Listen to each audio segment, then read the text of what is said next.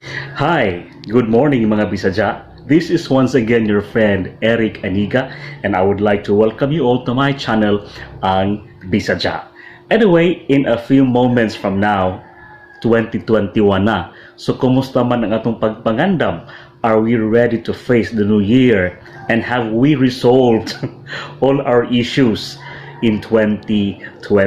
But anyhow, siguro despite all the challenges that we experienced in 2020, still we should be grateful and be thankful to God that we are able to survive, and still here we are alive and kicking and looking forward for 2021.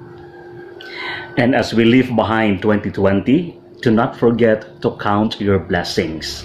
Despite the pandemic, of course, there are still beautiful things that happened in our lives during 2020, and we should also be thankful and grateful to God for all these blessings. No, bisan pa sa pandemic na agad tay makita ang mga nindot o maadso nga butang nga nahitabo sa year 2020. In my case, for example, I'm very thankful because I have met new friends in 2020. In fact, I'm very thankful that because of the pandemic, here I am. I have already my YouTube channel because it was during the pandemic that I discovered that I have this inclination to do videos and post it and upload it in the YouTube. And this is one of the greatest blessings that I received in 2020. Og naapil na diha, meeting new friends, being familiar with new people, coming from different places, different parts of the country and of the globe.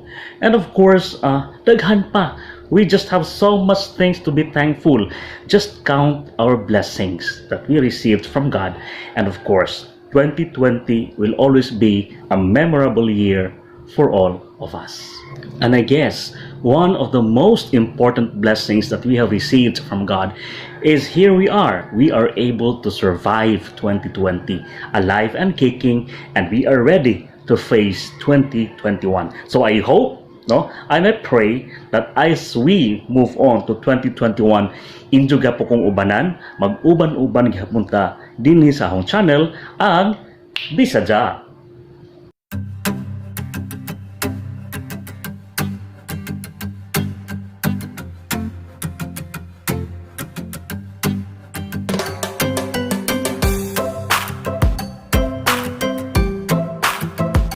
So how do we fare in 2021? What should we expect in 2021? Whatever will happen in 2021, we should be ready to face and embrace the new year.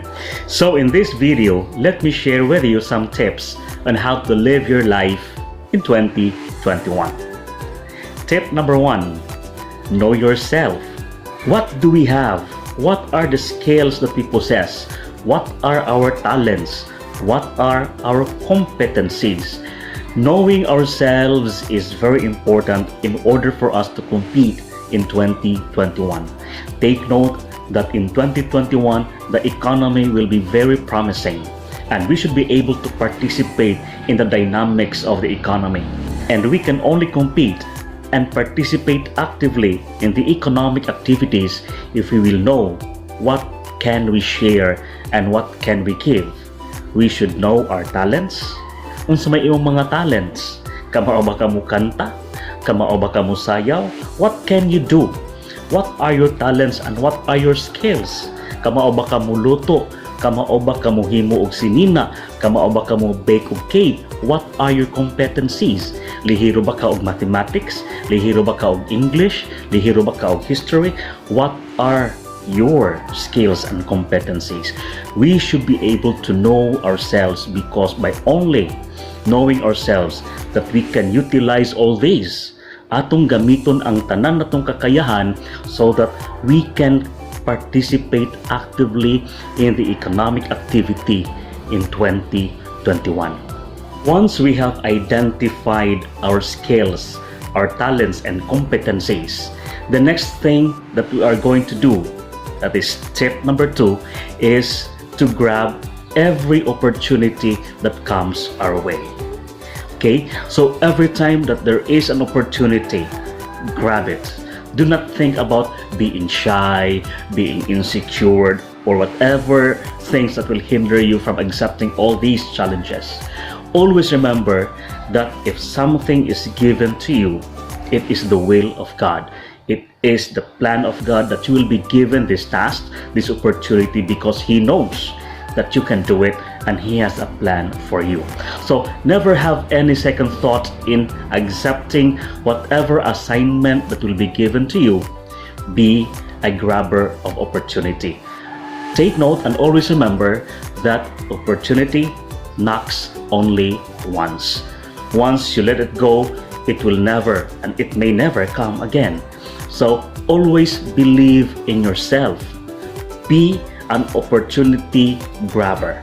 Take every opportunity that comes your way and take it as a challenge. And believe me, you can do it, you can make it, because God will never give you something that you cannot master. And of course, tip number 3, always have faith and believe in God. Nothing will happen to you if you have faith and trust in God. Always believe and have faith that God has nothing but good intention for you. He plans for the best for you.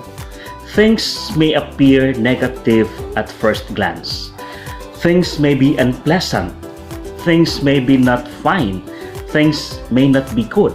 But in the end, eventually, you will realize that all these things are just coating, just like icing in a cake, that when you go deeper, there is a good intention and there will be a good result.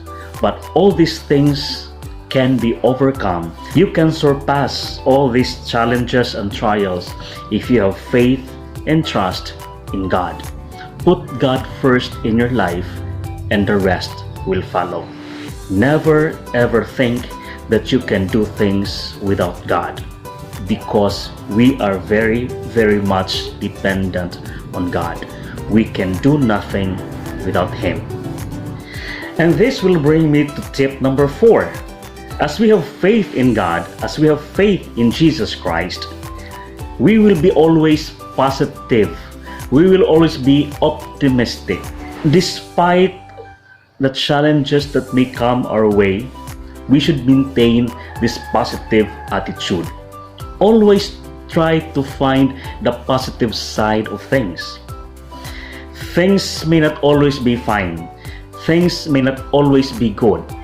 But with the blessing of God, try to see the positive side of things, because there is always a good intention why God allows all these things to happen.